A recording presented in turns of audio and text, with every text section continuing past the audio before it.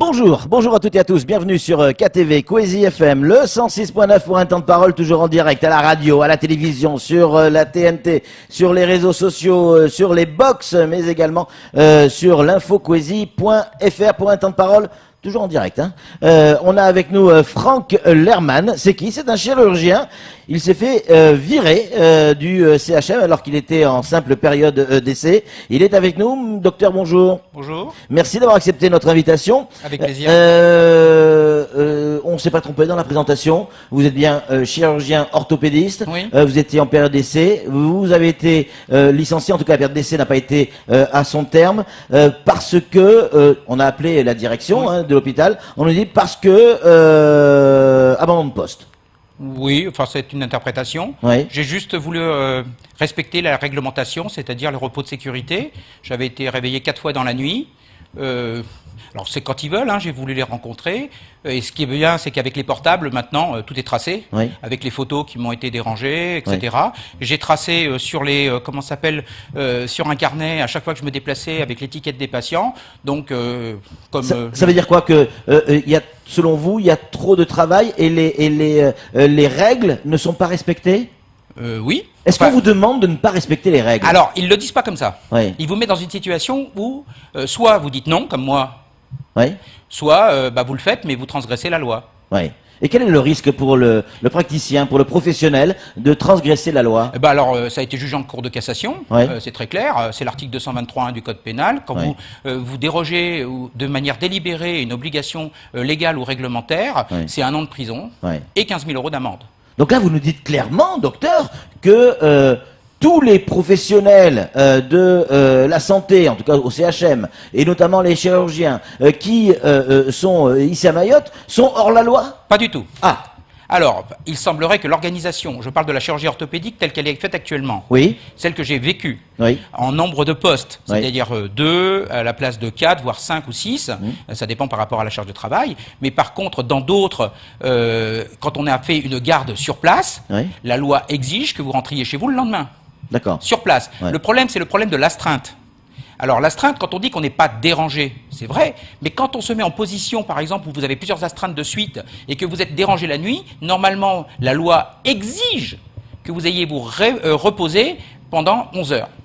C'est voilà. Un peu comme le pilote d'avion qui doit avoir... Pilote d'avion, chauffeur de car, n'importe quel. C'est une obligation. Un chirurgien aussi. N'importe quel employé. Oui. C'est dans la loi du code du travail. C'est pas moi qui l'ai inventé. Mais quand vous dites ça, la direction de l'hôpital, ils la connaissent, la loi, bien au moins sûr. Aussi bien que vous. Bien sûr, c'est pour ça que j'ai été les voir tout de suite en leur disant, vu le planning, c'est absolument impossible de respecter la loi sur le temps de travail. Oui. Est-ce que, docteur, vous avez le sentiment, comme certains viennent nous le dire ici, on est à Mayotte, on doit fermer les yeux sur certaines choses? Alors ça, je l'ai entendu. Hein. Oui. On entend beaucoup de choses, voilà. Sauf que je leur ai fait remarquer, il y a le drapeau français en entrant, donc je peux pas accepter ça. Donc, en plus, je suis un modèle. France, en plus, je suis pas mahorais, je suis un modèle d'importation, donc moi je respecte. Merci. Et ce que je veux dire, c'est qu'à partir de ce moment-là, moi je vais retourner en France et je peux pas. Je vais retourner en France. Je peux pas dire hier j'ai transgressé la loi. Allez demander au procureur si on a le droit de prendre l'essence interdite ici. Ouais. Voilà, voilà, c'est tout clair. Donc après, j'ai voulu en discuter avec eux. Alors, ils sont assez malins, il faut le reconnaître. Mais ça, c'est parce qu'ils sont entraînés à ça, parce qu'ils savent qu'ils ne peuvent pas régler la situation. Ouais. Donc en fait, ils sont entraînés de manière insidieuse à vous faire transgresser. Mais quand vous posez la question en direct, est-ce que vous me demandez? Je vous ai jamais demandé de transgresser la loi. Ouais. Docteur, on s'est renseigné. Oui. Vous êtes arrivé, je crois, le 3 août. Le premier, enfin j'ai commencé le 1er, oui. Voilà, et depuis vous n'avez fait que 6 opérations. Absolument. Ça veut dire quoi? Que vous avez refusé de faire certaines opérations? Alors, il y a plusieurs événements. Alors, premièrement, il y a eu pas mal de jours fériés. Oui. Voilà. Oui. Il y a eu des jours fériés, il y a eu l'Aïd, le machin, enfin, le 15 août. Deuxièmement, il y a eu une mission, alors j'ai pas très bien compris, mais juste après mon arrivée, ce qui fait que ça a complètement embolisé les blocs opératoires, ils n'étaient pas accessibles. Oui. Donc on n'a pas pu intervenir. Oui. Et ensuite, quand j'avais des patients à opérer, il n'y a que 4 salles d'intervention disponibles, dont 2 qui sont plombées, avec des traitements d'air qui sont parfois insuffisants pour faire certaines interventions, ce qui veut dire qu'on est obligé de sélectionner en fonction du patient et de les équipes, puisqu'on a des problèmes de compétences, pas de compétences, de qualification. Quand et ce que j'ai dit à la direction quand ils m'ont posé la question, j'aurais dit, je n'ai pu opérer que quand les conditions étaient réunies comme il se doit. Alors, si vous n'opérez pas, il y a un patient qui arrive, allez, il y a mon gamin, oui. qui arrive à l'hôpital, il a un problème de hanche, de poignet, oui. etc. Oui.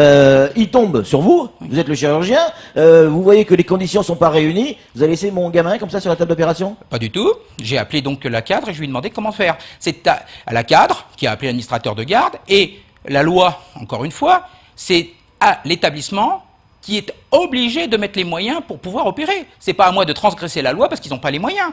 Je me mets hors la loi. C'est l'hôpital qui est hors la loi. Moi, je n'ai fait que appliquer la loi. Qu'est-ce que vous risquez si jamais vous vous faites comme d'autres, c'est-à-dire que bon, ben ok, les conditions sont pas réunies pour opérer normalement, j'opère quand même. Qu'est-ce que vous risquez? C'est la loi. C'est 1 an de prison. Ah oui, tout de même. Oui, c'est du... Et qui c'est qui risque? C'est la direction de l'hôpital ou c'est vous? Non, elle est personnelle, c'est une responsabilité pénale. Ouais. Voilà. Les professionnels de santé, souvent, l'ignorent, parce que, bon, ils n'ont pas fait forcément la même carrière que moi. Si vous voulez, ils ignorent qu'on a 3 responsabilités. À chaque fois qu'on prend un soin, on a une responsabilité civile d'indemnisation en cas d'erreur médicale, ça c'est couvert par nos assurances. Mais pour ça, pour être que les gens respectent, les assurances, elles sont fortes, il faut qu'on soit dans le cadre de légal. Sinon, vous êtes hors la loi, et ça peut vous venir à vous ou à vos enfants à payer si vous êtes décédé, puisqu'on a une décennale. Avant, c'était une triennale. Mais, 30 ans. Là, la deuxième chose, on a donc une civile, ordinale, c'est-à-dire qu'on doit donner les soins et puis respecter la loi, enfin, c'est dans notre code de déontologie. Et la troisième, c'est pénal. À titre individuel, quand vous roulez en voiture, même avec la voiture d'un autre, si vous renversez quelqu'un, c'est vous qui devez aller entre guillemets, qui êtes responsable. Ouais. Est-ce que aujourd'hui, les patients qui vont au CHM sont en danger? Est-ce que l'offre de soins est à la hauteur du CHM de Mayotte, vous voulez dire? Oui. Non. Non, alors, elle est, premièrement, je parle de la chirurgie orthopédique, hein, je parle que de ce que j'ai vécu. Après, les autres services, je ne me permettrai pas. Hein, donc, en chirurgie orthopédique, premièrement, l'hôpital est sous-dimensionné, c'est-à-dire que je dirais que c'est un hôpital qui est fait pour 80 000 personnes, je ne sais pas combien on est sur l'île, enfin c'est pas moi, mais manifestement. La deuxième chose, c'est qu'au bloc opératoire, nous n'avons pas suffisamment de salles, nous n'avons pas assez de personnes, enfin, quand je dis nous, j'en fais plus partie, mais ce que je veux dire, ils n'ont pas assez de personnel qualifié, ce qui veut dire qu'ils permettent d'ouvrir les salles dans des conditions réglementaires. Il y a un problème de traitement d'air, c'est-à-dire pas un problème, c'est-à-dire que il y a certaines interventions qui ne peuvent pas être effectuées ou qui ne devraient pas être effectuées parce qu'il n'y a pas la qualité suffisante, le niveau suffisant de traitement d'air pour faire certaines interventions. On doit se poser question. Et autre chose, il y a aussi le problème de la chirurgie infantile, c'est-à-dire que vous êtes sur une île qui est isolée. Normalement, pour faire de la chirurgie programmée en dessous de 3 ans, vous devez avoir une organisation particulière avec une réanimation pédiatrique. Tout ça, j'ai été choqué. Je veux dire, il faut mettre un moment les pieds dedans. Je veux dire, les Mahorais ou les gens, comment s'appelle, je sais plus comment on dit, les gens qui habitent sur l'île. Les Mahorais. Oui, mais les Blancs. Les Mzungu. Les Mzungu, voilà, j'ai cherché le mot, mais j'ai du mal. Je veux dire, ceux qui payent leur sécu, ils ont droit à des soins de qualité. Surtout qu'il n'y a pas d'alternative. C'est pas le cas aujourd'hui? Non, moi je trouve que non. Ouais. Personnellement, en orthopédie, en tout cas, de ce que je connais, je trouve que moi, j'avais pas une grande fierté à faire de ce que je faisais. Certains nous disent qu'il y a de plus en plus de gens qui vont se faire soigner ailleurs ou même consulter ailleurs, que ce soit en métropole ou à La Réunion. Est-ce que ça, vous l'avez vécu? On le vit. Dès que vous dites que vous êtes chirurgien, on dit de toute façon, je me ferai pas soigner à CHM, je me fais Vassaner. C'est pas très glorieux. Quand vous discutez avec le personnel, un indicateur de santé qui est intéressant pour voir la qualité, c'est est-ce que vous mangez dans votre cuisine? Est-ce que vous mangez votre propre cuisine? Demandez au personnel s'ils se font soigner sur place. Et qu'est-ce qu'ils vous disent? Non. Ils vont consulter, soit à La Réunion, alors ils trouvent ça scandaleux, on leur dit soit à La Réunion, soit en métropole, et ils trouvent ça scandaleux qu'on n'a pas une offre de soins, alors qu'ils payent la sécurité sociale, et qu'il y a un autre problème, si vous voulez, c'est la prise en charge de certains patients qui arrivent dans des états catastrophiques, en quoi ça, ça j'ai appris ça, et qu'on ne peut pas leur dire non. ou même voir des consultations, si vous voulez, qui viennent en consultation avec des pathologies qui sont extrêmement lourdes, extrêmement chères, etc., qui n'ont pas de prise en charge de sécurité sociale, qui prennent la place. Alors, je ne sais pas, c'est à discuter, c'est pas à moi de juger. Et j'ai dû poser la question à l'administration, ils m'ont jamais répondu. Je ne savais pas, moi, ma place éthique, de savoir une prise en charge de patients qui avaient qui ont besoin de soins, certes. Vous voyez ce que je veux dire? Mais chronique, hein. Je ne parle pas de la fracture, de la plaie, etc. Des trucs chroniques qui viennent en consultation dans lequel il faudrait faire un plan de soins pour plusieurs mois avec des centaines de milliers d'euros de prise en charge. Et voilà. Et pendant ce temps-là, vous avez des gens qui attendent des consultations. Moi, je les ai croisés, je les ai vus même en consultation. Je me souviens d'une dame avec un plâtre qui est resté 1 mois de trop parce qu'elle n'avait pas accès à la consultation. Ouais. J'ai trouvé ça choquant. J'étais mal à l'aise. D'où ma question. Oui. Aujourd'hui, cette direction, par exemple, qui vous demande de fermer les yeux et de faire comme rien demandé. Et comme tout le monde, oui, il n'a rien demandé, mais c'est comme si. Il faut leur poser la question. Voilà, exactement. Est-ce que ces gens-là, aujourd'hui, seraient capables, en leur disant que les conditions ne sont pas réunies, de vous laisser leurs propres enfants et de les opérer? Il faut leur poser la question à eux. Mais... Moi, je vais vous dire, normalement, on a le choix du praticien. Voilà. Est-ce qu'on a le choix de l'établissement ici? Voilà. Oui, c'est clair. On a gratté sur votre dossier. Oui. Alors, sur le fond, vous avez certainement raison. Il y a des règles, il y a des lois. Tout ce que vous avez dit est à 98% vrai, selon nos informations. En revanche, sur la forme, on a gratté un petit peu sur vous. Vous arrivez de métropole, vous étiez dans une clinique privée, vous étiez viré de la clinique également, avec des procédures. Vous êtes un habitué de la procédure? Non, vous ne pouvez pas dire ça. Le problème, c'est que je fais respecter mon droit. Oui. C'est tout. Mais à chaque fois, ça va devant les tribunaux. Parce que... Mais à chaque fois, vous gagnez aussi. Parce que je suis dans mon droit. Ouais. Vous gagnez plus d'argent avec les procédures qu'avec votre salaire. Alors, c'est pas tout à fait vrai. Je préférerais faire mon travail que j'adore. Ouais. Le problème, c'est que je suis incapable de transgresser la loi. Ouais. Je suis pas capable de prendre un sens interdit. Ouais. C'est vrai que quand on a gratté un peu, certains vous qualifient de parano et de trouble-fête. Trouble-fête, sûrement. Parce que s'ils font la fête aux dépens des autres, c'est pas un problème. mais parano, je pense pas. Paranoïaque, si vous voulez, c'est une psychose organisée. Je suis pas psychotique. Est-ce que dans ces blocs opératoires, docteur, il y a des choses qui font que c'est totalement impossible d'opérer? Ou alors, on peut le faire, mais c'est tendancieux? Mais je me pose pas la question. Vous rentrez pas là-dedans? Non, non, parce que je veux dire, voilà, il y a des législateurs ils ont fait des lois, il y a des règles. Moi, je veux bien qu'on discute de ces règles, qu'on fasse un assouplissement, mais il faut pas que à chaque fois que je rentre dans un bloc opératoire, je me dise, je risque la prison. Ouais. Voilà, c'est tout. Il faut pas qu'à chaque fois que je prenne une astreinte ou une garde, je sois hors la loi. C'est pas à moi, si vous voulez, de m'adapter à la loi. C'est aux gens à me donner... D'ailleurs, c'est une obligation de l'employeur en termes de code de travail. Je vois pas pourquoi il s'appliquerait pas aux chirurgiens, c'est ce que je leur ai écrit. Je veux dire, le code du travail dit que une des premières priorités de l'employeur, c'est la sécurité de ses personnels. Et les chirurgiens font partie de son personnel et ils doivent être en sécurité professionnelle. C'est-à-dire qu'ils doivent pas risquer la prison. Mais docteur, quand on vous a dit, vous avez postulé... on m'a jamais dit ça. Quand vous venez à Mayotte, vous savez où vous venez quand même. On est dans un département qui est en construction. Département français qui est en construction, avec des moyens qui arrivent au fur et à mesure, pas assez, on est tous d'accord là-dessus. Je pense notamment à ces sages-femmes qui sont surbookées en permanence. Vous saviez ça que vous arriviez dans un endroit non? Ah bah non. D'ailleurs, c'est une obligation aussi de l'employeur de dire dans quelles conditions vous allez travailler. C'est pour ça que eux aussi auraient dû me dire, monsieur, nous n'avons pas les moyens de vous donner les conditions légales de travail. Ils l'ont pas fait, sinon vous j'aurais jamais accepté. Malgré le peu de temps que vous avez travaillé au CHM, aujourd'hui, docteur, est-ce que vous regrettez si vous devez repartir? Pas du tout. Non, c'est super. Non, pas dans le sens du CHM. Je parle de ce département, l'île de Mayotte. Ah non, alors attendez.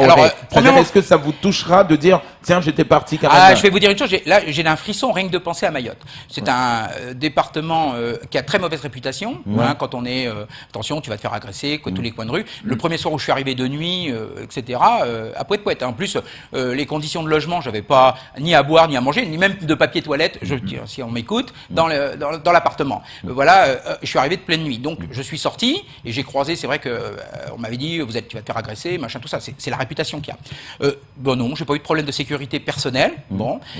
Et sur le plan, alors, l'île, elle est magnifique. Vous avez un lagon, j'ai eu la chance de voir des baleines, des machins, etc. Ah oui, donc, si vous opérez pas, vous avez le temps d'aller sur le lagon. Non, je l'ai fait sur mon temps. Je plaisante, docteur. Non, mais ça aurait pu, mais malheureusement, ils partent trop tôt. Voilà.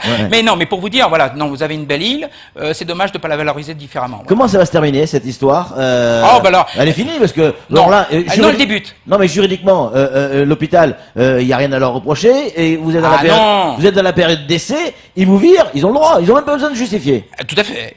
Alors, nous sommes d'accord. Nous sommes d'accord. Alors, donc fin de l'épisode. Non. Pourquoi? Non, début. Pourquoi? Parce que sur le plan, j'aime pas dire que je manque à mes obligations, c'est une question morale. Ouais. Donc voilà, et puis disons que ils ont pu voir dans mes écrits et dans mes dires que je maîtrise. Bon, le mot maîtriser, ça veut dire que je suis mais je suis expérimenté, je veux dire justement dans les procédures.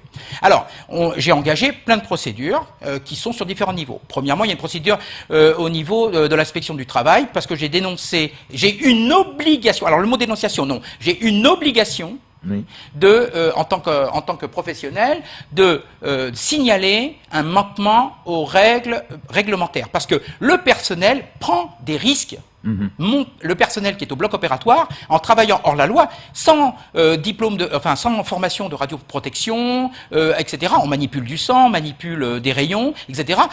Donc c'était mon obligation. Ils ont été très très intéressés.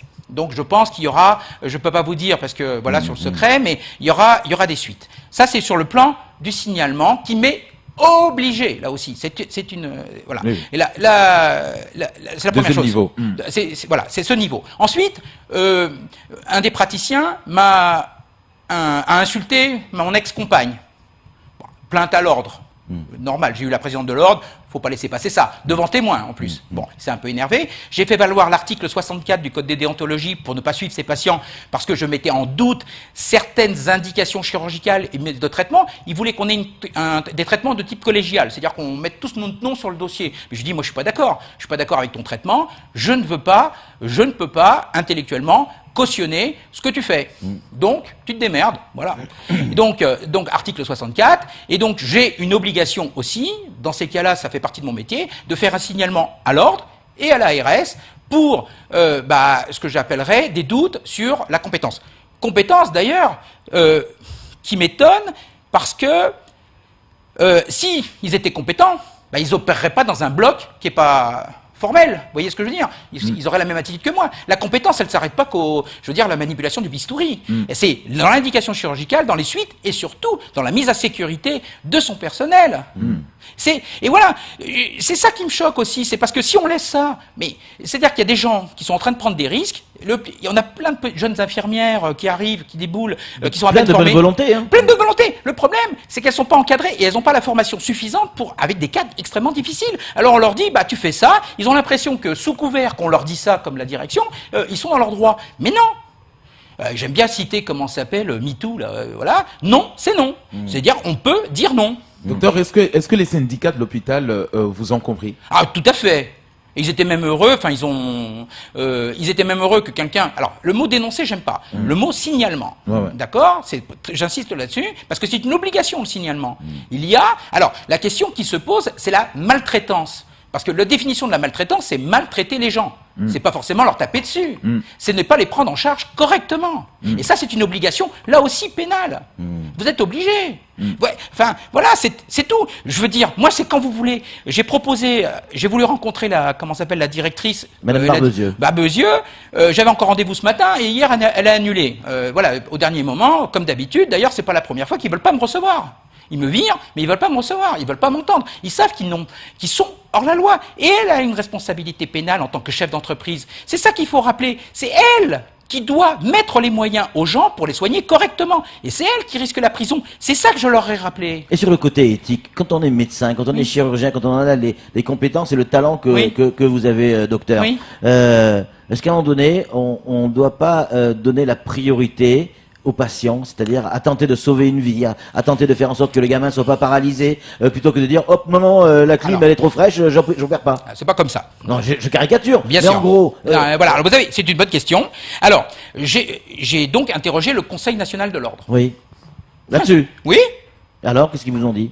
J'aurais dit, voilà, quand on est dans une situation où alors, il faut savoir, alors on vous met en exergue une de nos applications qui est la mise en danger d'autrui, enfin la mise en danger d'autrui d'un côté et la non-assistance à personne en danger.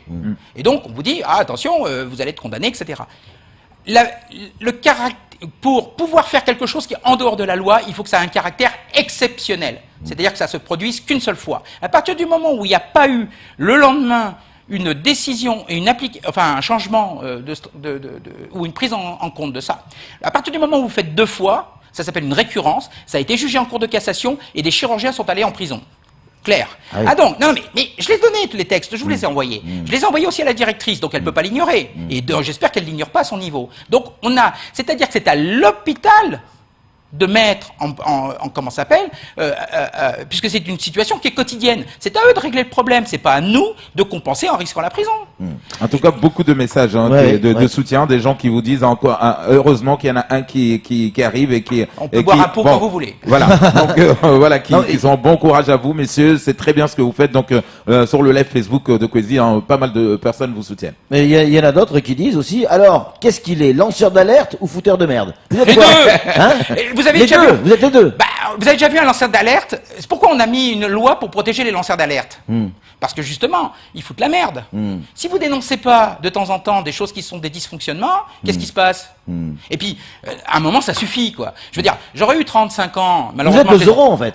Non, vous êtes le Zorro de l'hôpital. Mais non, pas du tout. Alors là, non, pas du tout. Alors là, je vais vous dire, Zorro, d'abord, il me ressemblait pas du tout. Alors, non, c'est j'aurais bien voulu, d'ailleurs. Mais, non. Il y a un faux air, surtout le cheval. Non, pardon, excusez-moi. Allez-y. Vous me perturbez. Elle dit non, ça, non, c'est pas ça. Il y en a marre. Voilà, j'en ai marre parce que cette situation se reproduit constamment. Il faudrait que, à un moment, on mette un grand coup de balai et qu'on pointe les responsables et pas ceux qui sont sur le terrain.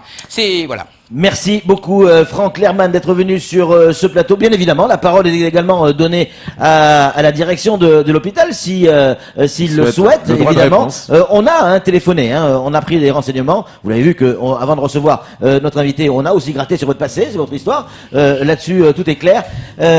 En tout cas, merci d'avoir répondu à nos questions, Franck Lerman, et bon courage pour la suite des événements. Allez, c'est tout pour ce temps de parole. Tout de suite, la suite de nos programmes.